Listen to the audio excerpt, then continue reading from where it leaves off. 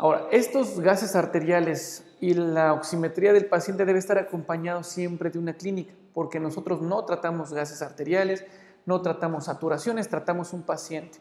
Cuando el paciente tiene hipoxemia o hipercapnia y tiene disnea, que es la sensación de falta de aire, o tiene sensación de cansancio y que tiene fatiga muscular al ventilar, esa es una indicación de darle un soporte avanzado a este paciente, ya sea ventilación no invasiva o directamente una intubación orotraqueal.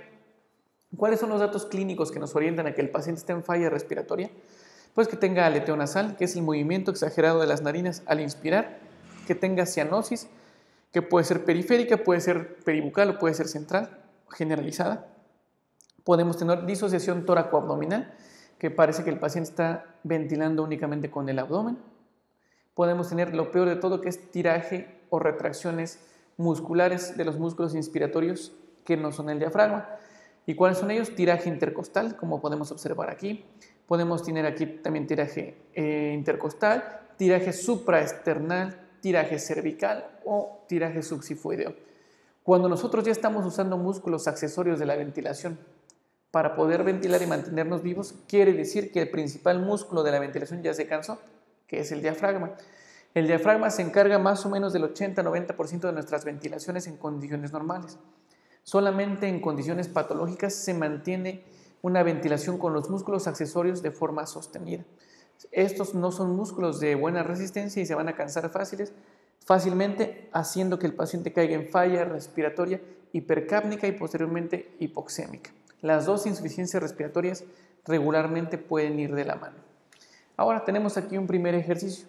Tenemos un paciente que tiene dolor pleurítico en hemitórax derecho, que tiene tos con expectoración purulenta, tiene fiebre, llega al servicio saturando 80% y en la gasometría tiene una presión arterial de oxígeno de 50 milímetros de mercurio y un PCO2 de 20 milímetros de mercurio.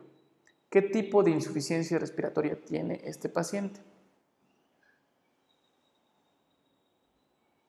Si dijiste insuficiencia hipoxémica, estás en lo correcto. Este paciente tiene una saturación baja de oxígeno y tiene una presión arterial de oxígeno disminuida.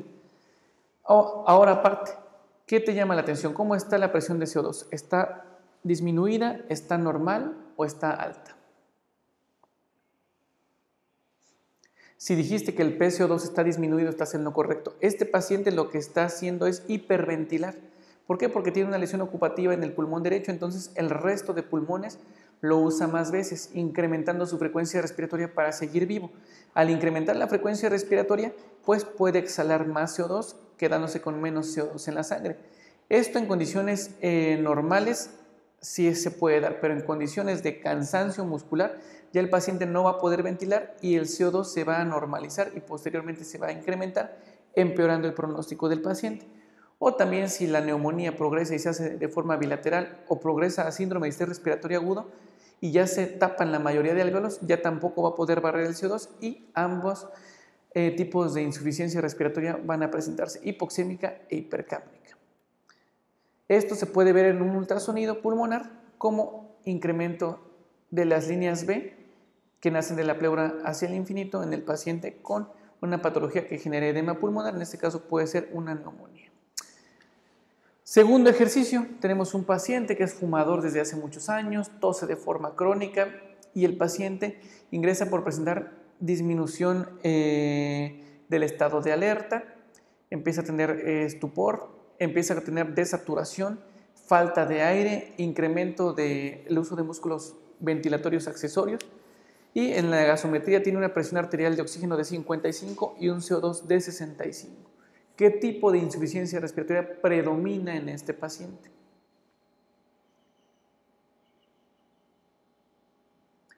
Si dijiste insuficiencia respiratoria tipo 2 o hipercápnica, estás en lo correcto. Este paciente predomina la hipoventilación y la insuficiencia respiratoria hipercápnica, pero también se acompaña de desaturación. Seguramente este paciente ya vive con desaturación porque presentamos el caso de un paciente con enfermedad pulmonar obstructiva crónica. Observen esta radiografía. Estos pacientes, el problema principal es hipoventilación y que generen un CO2 incrementado. La hipoxemia seguramente ya lleva bastantes meses o bastantes años con ella y ya está acostumbrado a la misma, pero podrían ser sumadas las dos situaciones. Un ultrasonido pulmonar observamos que no tiene líneas B, no tiene líneas de edema pulmonar en ningún lado, ¿ok? No tenemos edema pulmonar en este paciente, únicamente hipoventilación. Tercer ejercicio, tenemos un paciente que es diabético, que es mal controlado y en época invernal, época de frío, el paciente empieza con artralgias, mialgias, dolor retroocular, fiebre muy alta, hipoxemia, datos de fatiga muscular, hipercapnia en la gasometría y tiene desaturación en la oximetría de pulso. Este paciente, como pueden observar, ya tiene el oxígeno bajo, el CO2 muy alto, es una insuficiencia respiratoria mixta. Y vean la radiografía, ¿por qué? Porque el paciente tiene un síndrome de distrés respiratorio agudo, seguramente es una neumonía bastante grave, podría ser de tipo viral, en la cual ya ni siquiera tenemos alvéolos para poder difundir el dióxido de carbono. Está hipoxémico y está hipercápnico porque no tiene prácticamente pulmón para ventilar, tiene mucha ocupación alveolar e intersticial que nos empeora muchísimo el intercambio gaseoso y tiene mucho riesgo de muerte este paciente. En la ultrasonografía pulmonar observamos que tiene líneas B, pero ya son muchísimas y son confluentes entre ellas, son bilaterales, son más de 3, mucho más de 3 y ocupan casi un 75% de cada campo intercostal.